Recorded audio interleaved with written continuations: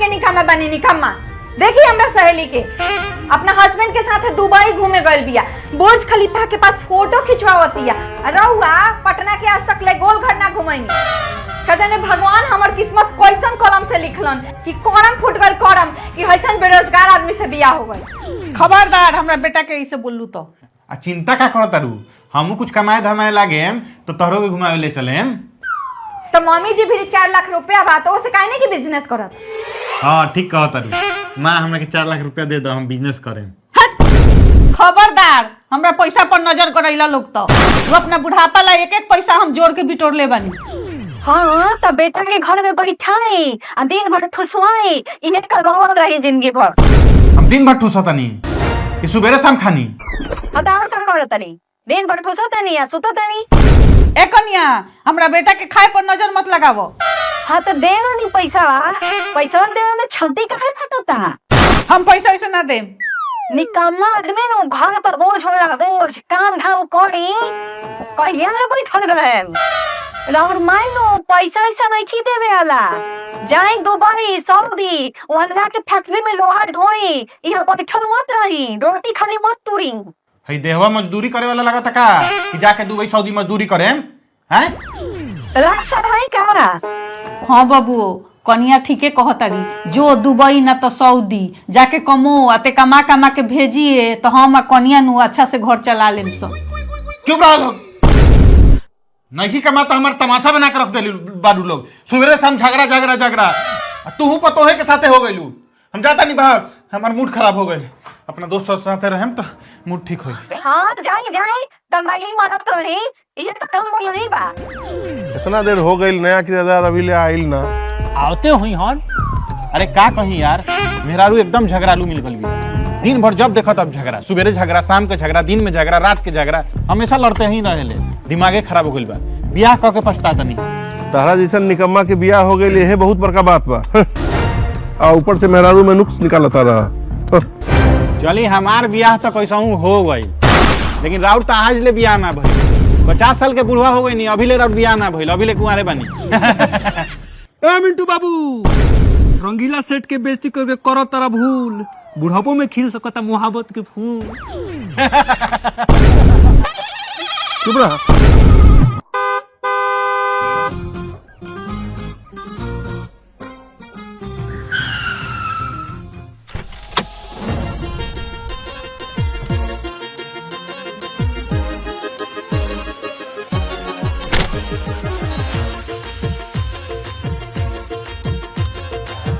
भाई अपना सुंदर भाभी के क्या भरे आई? के हो रे? जगह ये है का? हाँ मैडम, लोकेशन तो यही देखा हुआ था। हाँ दिखावत तो बा। रूम किराया पर लेवे खातिर आइल बानी का? हाँ लागत है कि सेठ जी के प्यार के फूल खिल गए।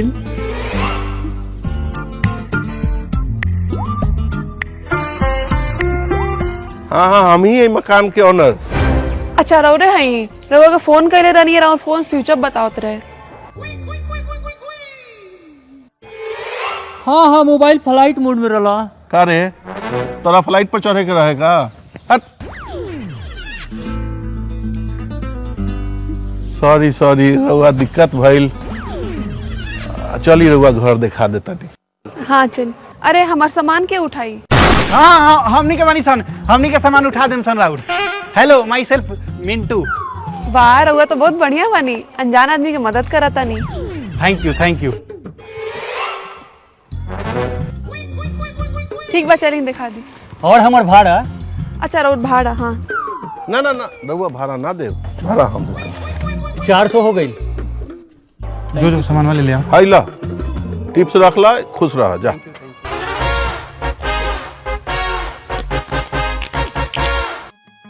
हाँ चली चली। हाँ हाँ चली चली। हाँ घर तो बहुत अच्छा बा। हाँ हाँ, मेंटेन रख ले बानी, मोहल्ला में कोनो घर ऐसा नहीं खे। हाँ रउआ अपन किराया ले ली। जा हमार पैसा पैसा तो बुझा तो गिर गई। का? हाँ भाभी जी के पैसा गिर गए? कहाँ गिर गए? पैसा तो गिर गए, और किराया कैसे दे? किराया के चिंता नहीं खे, जब मन करी तब किराया देते रहे। अच्छा ठीक बा, रउआ तो बहुत अच्छा आदमी बानी। हाँ भाभी जी कोनो चीज के जरूरत होई नु तो हमरा के बोले, हम हमेशा रुआ सेवा में हाजिर रहे। हाँ हाँ हाँ ठीक बा। तोरा से कहे बोली है तू सामान पहुंचा बैल रहनू, सामान पहुंचैला अब निकला, कुछ बोले को ही है तो हमरा के बोले भाभी जी हम बानी नु। ठीक बा भाभी, बाय। बाय।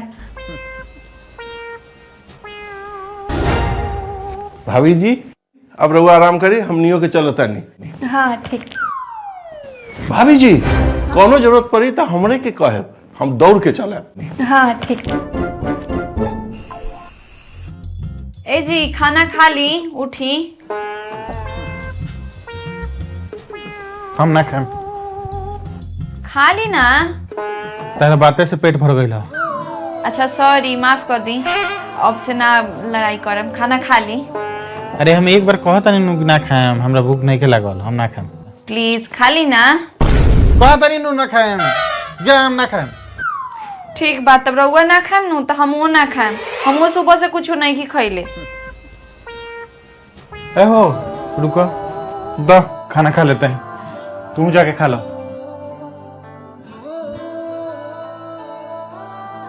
अब से झगड़ा ना करबू।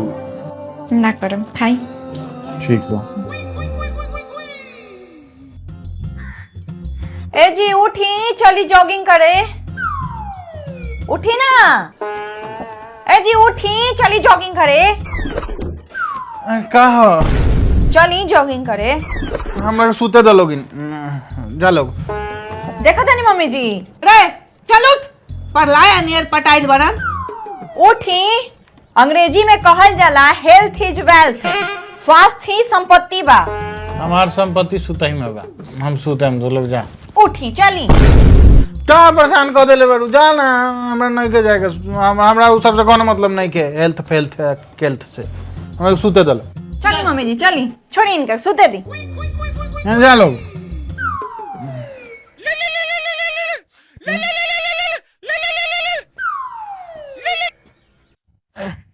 हेलो हेलो, हाँ मिंटू भैया, यहाँ भाभी जी आ गई बड़ी, सब यहीं से जॉगिंग करत तारी। हैं? जल्दी आओ, मैदान खाली बा। ठीक बा, आओ तनी। ठीक बा, आओ। हाँ आओ तनी, आओ तनी, आओ तनी। कहाँ आदा बा भाई, एकदम कहाँ दहा तारी। बात तो तू ठीक कहता, देखो मैदान पूरा खाली बा, चलो भाभी की इम्प्रेस करो। ठीक कहता रे, कैसे इम्प्रेस करबो? एगो आइडिया तो बा हमरा भी, चल बताओ तनी। देख हाँ ईटा बा, अब से का करी है कि हेकरा के हेंगो जुरिया के खड़ा हो जाइए, लागी कि ईटा टूटल नहीं है। आ हम जाके बोले कि हम कराटा चैंपियन हैं, ठीक बा, तो हेंगो खड़ा रहिए, हमारे में एक फाइट नू तो हेंग अलग कर दिए, चिल्लाइए वाह मिंटू भैया, वाह मिंटू भैया, ईटा तोड़ देलो, ईटा तोड़ देलो। भाभी जी इम्प्रेस हो जाइए। ओ चलो चलो देख चला, तो हम चाइना से कराटा सीख के आयल बनी और कुंफू। अच्छा तोरा का सिखाओ तनी कि एक हाथ में मार के ईटा कैसे तुरल जाला, तो सीख, हम तोरा का सिखाओ तनी, ठीक बा? ठीक बा। वाह मिंटू भैया, तू तो एक ही हाथ में मार के ईटा तोड़ देलो। वाह मिंटू जी, वाह आप तो कमाल कर दिए। हेलो भाभी जी। हाय मिंटू जी, कहाँ से सीखे आप ये कराटा? वो हम चाइना से कुंफू पांडा से सीख के आयल बनी कराटा। आप भी डेली जॉगिंग करने आते हैं क्या? हाँ भाभी, वो तो हम सुबह जॉगिंग करे नहीं या शाम को जॉगिंग करे नहीं, फिटनेस फ्रीक बनी नू। ओ इसीलिए आप इतना फिट हैं। थैंक यू भाभी जी, थैंक यू। ई कौन बारा बात बा, सेठ जी तो मुर्गे से मार के ईटा फोड़ दी हैं। अरे वाह, सच में क्या? हाँ, सेठ जी अमेरिका से कराटा सीख के आइल बारे, ब्लैक बेल्ट हुन, ब्लैक बेल्ट। हाँ हम तो ब्लैक बेल्ट। अच्छा ऐसा बात बा, तो नेकी और पूछ पूछ तुरिये के देखा 10 तो माने सन। यही बात तो सेठ जी ईटा फोड़ के दिखाई। ना ना, आज हमारे उपवास बा, आज हम उपवास के दिन तोड़ फोड़ ना करे, नहीं कोनो और दिन फोड़ दे। दम होइला ही नहीं खेल बंडिंगे। सेठ जी अब इज्जत के बात बा। हाँ हाँ फोड़िए ना रंगीला जी, मुझे भी देखना है। अरे भाभी जी रुआ खातिर तो जान दे देव, ईटा फोड़ल कौन बड़का बात बा, लेकिन ईटा तो हल ही नहीं खे। सेठ जी ईटा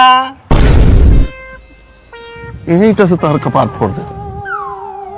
ठीक बा फोड़ दे। फोड़ दी सेठ जी। कम ऑन रंगीला जी, कम ऑन।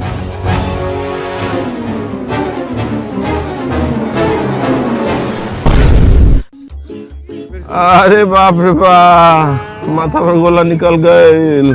जाय दी सेठ जी, कोनो बात ना, ये खाली आलू तराई मारी और पर ईटा पक्का फूट जाए।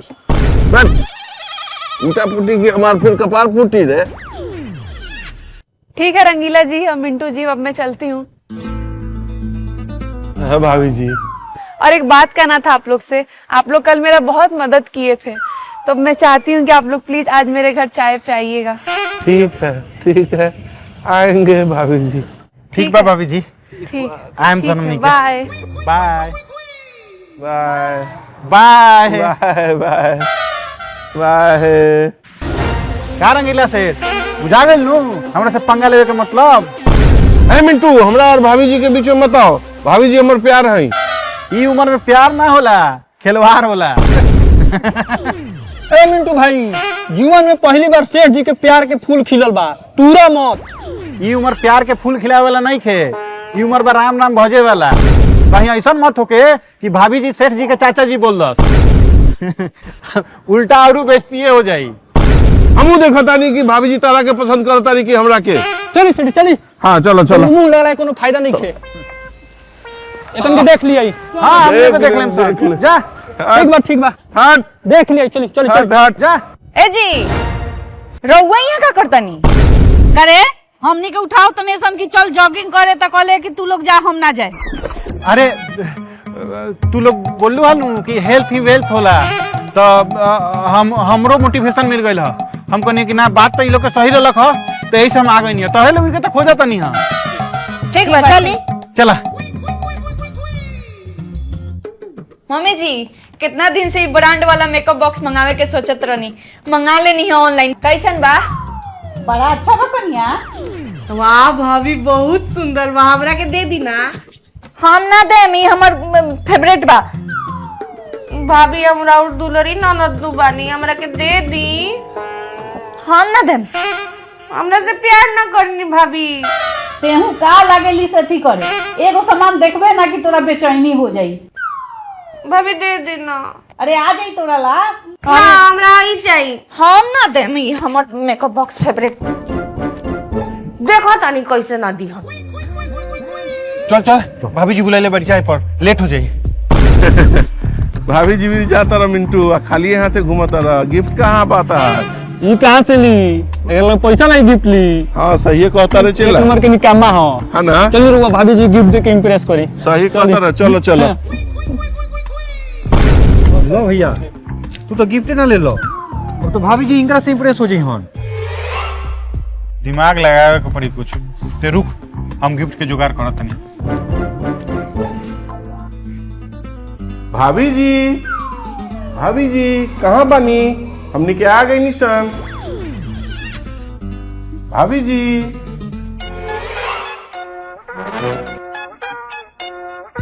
हाय रंगीला जी।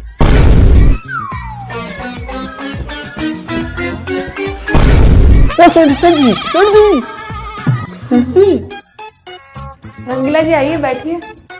हाँ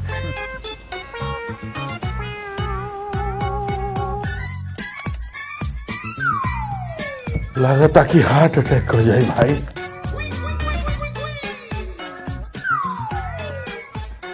रंगीला जी मिंटू जी नहीं आए। आई कहाँ से? वो नकारा भी गिफ्ट खरीदे के पैसा होई तब नु आई। Uno, that's not uno का साला तो क्या है ना पैसों की जरूरी काम बटे। अच्छा ठीक। सीट जी गिफ्ट वाली जिस पे वाओ। भाभी जी रुआ खातिर गिफ्ट ले आयल बनी। अरे इसका क्या जरूरत था रंगीला जी? ना रख लिया। Thank you thank you. Mintu जी भी आते तो अच्छा लगता। वो एक नंबर के लफुआ, ओकरा से बच के रहे भाभी जी। रुकिए मैं भी चाय बनाती हूँ। ठीक है भाभी जी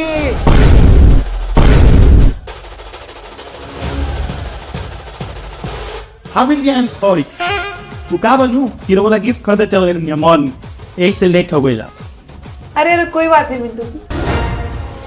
पार्टनर भाभी जी हाय लोगों ने ब्रांड न्यू मेकअप बॉक्स खरीदती है वाओ मिंटू जी, ये तो मैं खरीदने ही वाली थी। आप कितने अच्छे हैं, आप मुझे गिफ्ट दे दिए, thank you. Welcome welcome Heidi तो ठीक है भाई पंजाब बनी नो मिंटू जी आप कितने अच्छे हैं, आप मेरे दिल की बात समझ गए हैं। चेन फोन लागत है कि चिड़ै उड़ा के लेके चल जाए। थैंक यू मिंटू जी, आप भी बैठिए, मैं आपके लिए चाय बना के लाती हूँ। तब भिखारी लोग दो करी पे ड्यूटी है कि समझो तो लोग तो हीरो दे बहुत इलाज नहीं नो भाभी जी भाई साहब ना ही नहीं है का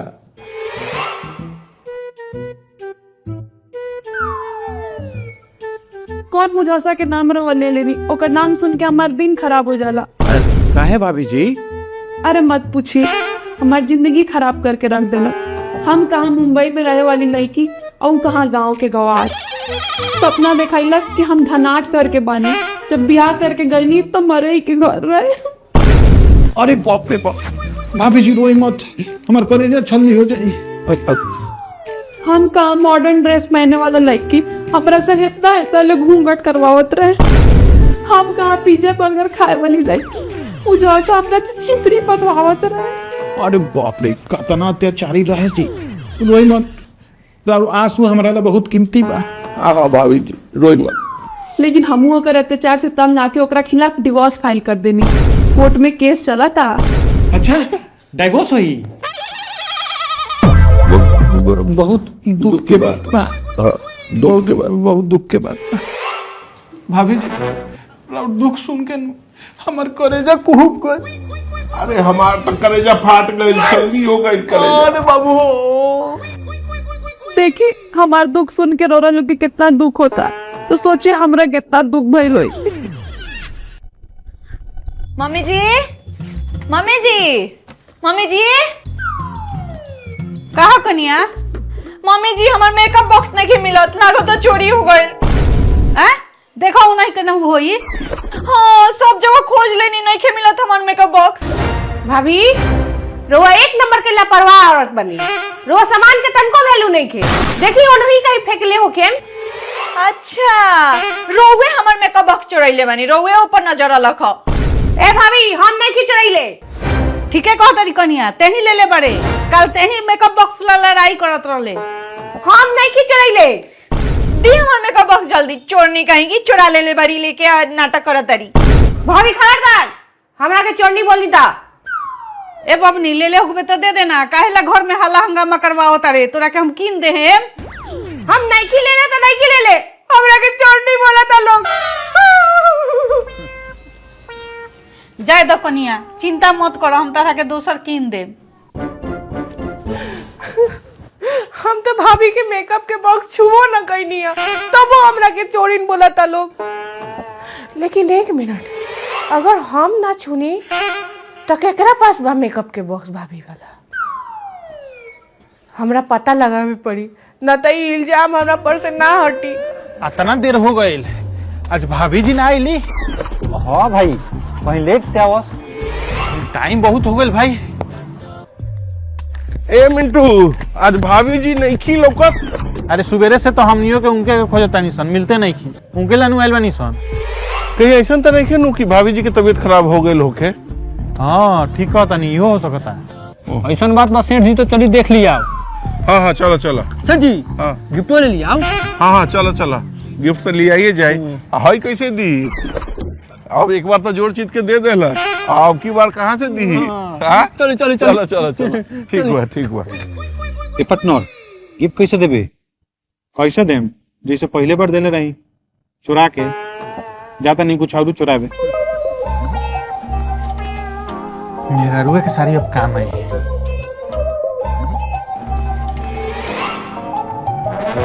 ये का करता भाई?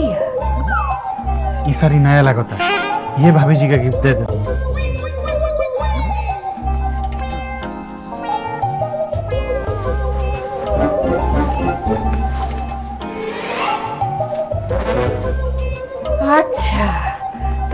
असली चोरी बारन। भाभी जी आज रोज जॉगिंग पे ना आई नहीं हाँ, हमनी के सवेरे से आके रोवेला इंतजार करत नहीं हाँ सन। आए हमरा ला मतलब हमनी के तो डेली जानी सन जॉगिंग करे, लेकिन रोवा ना दिखाई देनी तो हमनी के टेंशन हो गई कि कहीं तबीयत खराब तो ना हो गई। अरे का बताई रौरा के, हमार तो सवेरे ही मूडे खराब हो गई है। का भइल भाभी जी, का भइल? हमनी के रहते रोवर मूड खराब हो गई। अरे का बताई, हमार भाई नु पढ़े में बहुत तेज बा। आज सवेरे ही ओकर फोन आइल रहे, एसएससी के एग्जाम निकाल ले बा, लेकिन का बताई इंटरव्यू देवे गइल हनु तो ओकरा से घूस मांगला। हमार पापा इतना गरीब आदमी कहाँ से इतना पैसा दी है, ये सुन के हमार मूडे खराब हो गई। भाभी जी रोवा रोई मत, हमार दिल एकदम पसीजता। हाँ भाभी जी रोई मत, ना तो हम रो दे।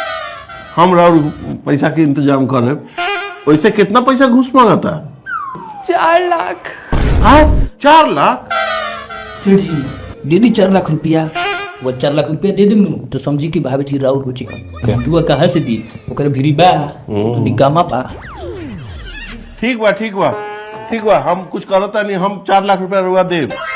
हाँ वाह रंगीला जी रौरा कितना अच्छा बनी, और हमरा मदद कर दे। सही में हमरा बहुत अच्छा लगा था ये सुन के।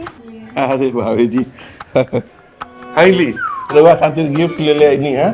थैंक यू रंगीला जी। हम जाता नहीं रुआ खातिर पैसा के इंतजाम करे, रुआ रोई मत, ठीक बा? भाभी जी हाँ ये रंगीला सेठ बनू बहुत भारी कंजर, हाँ सच में ई और पैसा के जुगाड़ ना कर पाई, लेकिन रउआ चिंता मत करी, हम जिंदा बनी नु, हम कैसा हूँ रउआ पैसा के जुगाड़ करे। सच में मिंटू जी। हाईली हम रउआ साड़ी लेनी है, रउआ साड़ी में नु केहू से ज्यादा अच्छा लगे नहीं। हाईली थैंक यू मिंटू जी। वेलकम। जा तनी रउआ पैसा के जुगाड़ करे। ठीक बा चल पटना। भैया बोले के तो बोल दिला कि 4 लाख रुपया हम दे भाभी जी, लेकिन तरह बा कहा कि तू देबो। अरे भाई हमरा भी तो नहीं थे, लेकिन माँ भी कुछ पैसा बा, बिजनेस करे ला मंगले रही तो ना देले रही। एगो काम करे, भाभी जी के तो 7 दिन ना चाहिए, तो जाए मैं पैसा चुरा के लिया के भाभी जी के दे दे, आ 7 दिन बाद फिर जब भाभी जी लौटई हन तो ले जाके रख दे। माई हमेशा चेक थोड़े करे ले। हाँ ठीक कहता ना। चलो भाभी जी इस दुनिया में रुआ आंसू से केहू के सबसे ज्यादा कष्ट होत होई तो वो इंसान हम है। अब रुआ आंख से एक बूंद आंसू ना गिरे के चाहिए तो हमारी जान निकल जाए। भाभी जी रुआ खातिर हम अपन फिक्स तोड़ के 4 लाख रुपया निकाल के लिए नहीं चला। भाभी जी है नहीं रुआ 4 लाख रुपया, अब रुआ ऐसे भाई के नौकरी लग जाए। वाह रंगीला जी थैंक यू रौरा तो हमारे भाई की जिंदगी बचा लेनी। Welcome welcome. भाभी जी अब रउआ कोनो बात की टेंशन लेवे की जरूरत नहीं है। अगर रउआ कोनो बात की टेंशन होई तो हाई रंगीला सेठ रउआ खातिर हर समय हाजिर बारा। रंगीला जी हमरा न रौरा से कुछ कहे के बा। का भाभी जी बोली ना। I like you.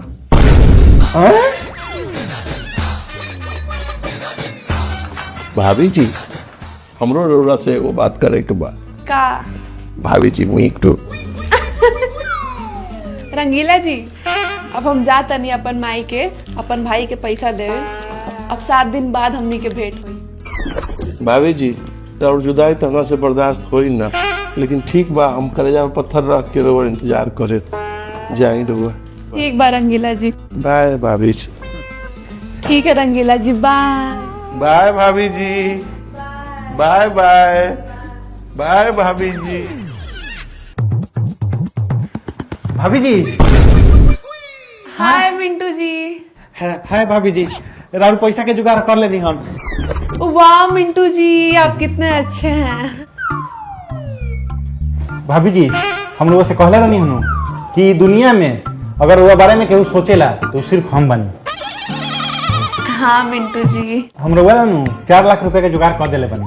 हम पैसा रख ले रहनी है अपना बिजनेस करेला, तो हम सोचनी है कि भाभी जी के भाई के ज्यादा जरूरत भाई पैसा के बिजनेस तो होत रही तो यही से हम वो पैसा रुआ ला ले आई रुआ आँख में मासू नहीं देख सकता पटना पैसा दे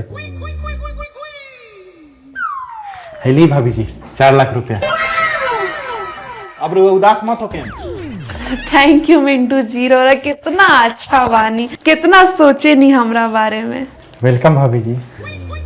मिंटू जी हमरा नु रउआ से एगो बात कहे के रहे। का भाभी जी बोली ना। I like you.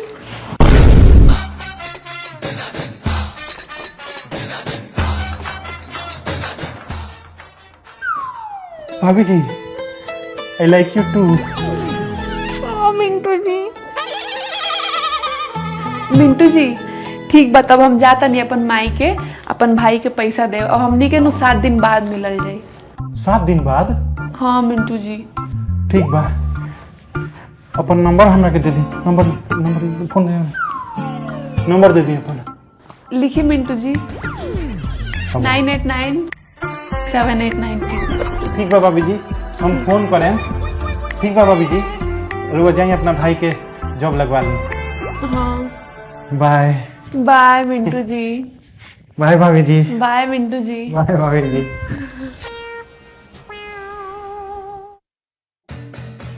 आज भाभी जी से नु रिश्ता के बात कहिए ले कि दूगो हमरा बियाह से हमका दिक्कत नहीं है नु।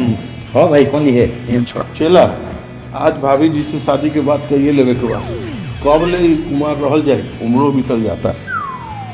कौशिक जी अगले महीने में लगन बा, चोट मंगनी पट लिया। सही है कहता रे चला। रंगीला सेठवा कहाँ से आ गए? का सेठ जी दूसरा के होखे वाली मेहरारू पर लाइन मार ना छोड़म का? ए मिंटू का बकवास करता रे? भाभी जी से हमार बियाह होई। भाभी जी हमरा क्या क्यों बोलले बाड़ी? का बकवास करता नहीं? भाभी जी हमरा का क्यों बोलले बाड़ी? हम 4 लाख रुपया देके उनकर मदद कैले रही। तू कहाँ से 4 लाख रुपया देवे? तेरा खातिर वो गिफ्ट देवे खातिर पैसा नहीं के बात करता रे। हम अपन फिक्स डिपॉजिट तूर के 4 लाख रुपया भाभी जी के देले बानी। अरे चुप रहा, एक नंबर के कंजर आदमी। तू 4 लाख रुपया देके भाभी जी के मदद कैला? भाभी जी हमरा के पसंद कैले बारी, जात नहीं हम रिश्ता के बात करे। तारा से ना करियन बियाह, हमरा से बियाह करिया। एंगा तू ना मनबा सेठ जी। चला भाभी जी से पूछवा दे तनी, तब तहर बेइज्जती हुई तब पता चली। चलो देख लिया। चले चलो। भाभी जी भाभी जी भाभी जी भाभी जी। सेठ जी ताला तो बंद बा। हैं? लागत भाभी जी नहीं आइल का दुनी। सेठ जी सूर्य भी नहीं थे। चला कुछ गड़बड़ लग रहा बा। ताला खोलबे।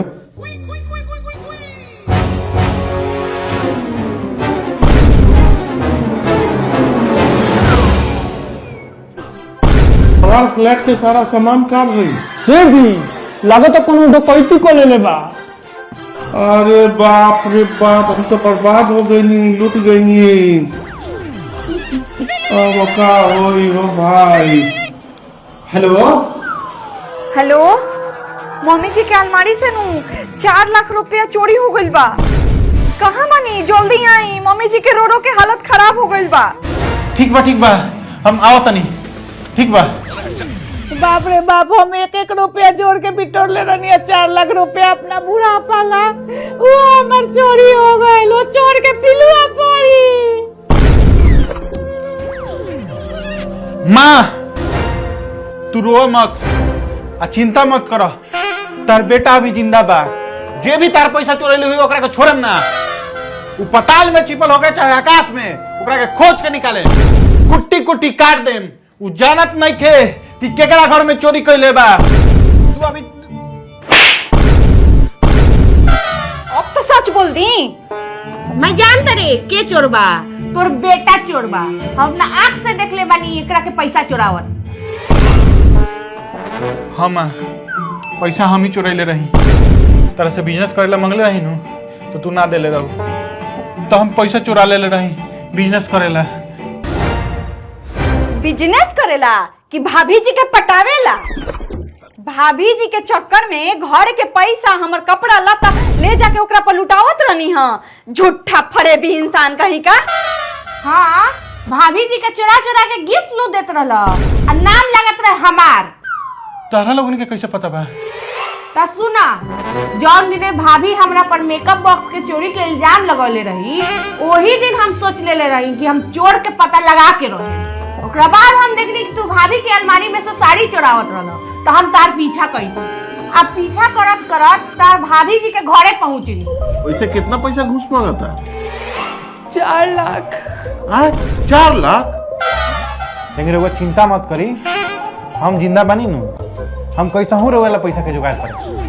सच में मिंटू जी? तो उजवा देखनी कि तू भाभी जी के गिफ्ट देत रहला और उनका के 4 लाख रुपया देवे के वादा कइला। आ तारा गइला के बाद भाभी जी के सारा बात सुननी।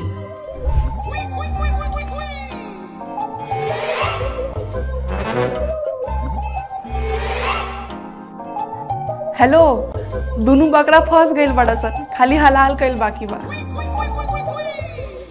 अच्छा, ये बात बा। ओकरा बाद हम आके भाभी से सारा बात बताइनी।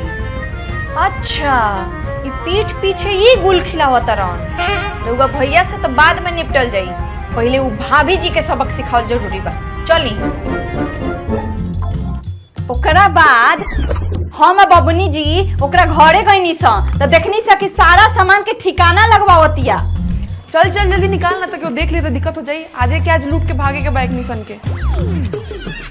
फिर ओकर धीरे धीरे पीछा कईनी सा तो देखनी सा कि पैसा लेके भागत रहे, तो पकड़ लेनी सा हम बबनी जी।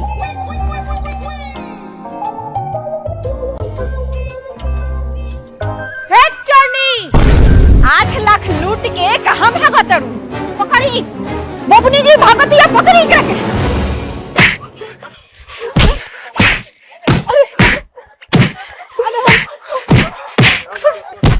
पकड़ के ओकरा के पीट देनी सा आ ले जाके पुलिस के हवाले करनी सा।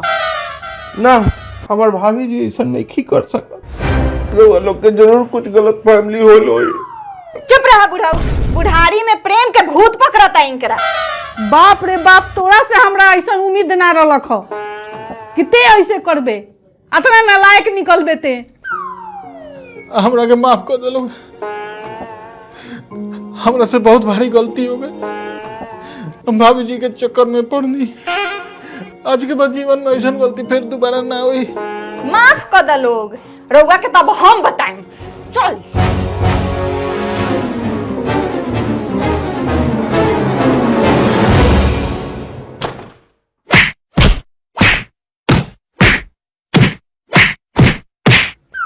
ठीक बात, तब हमार पैसा दे दी लोग।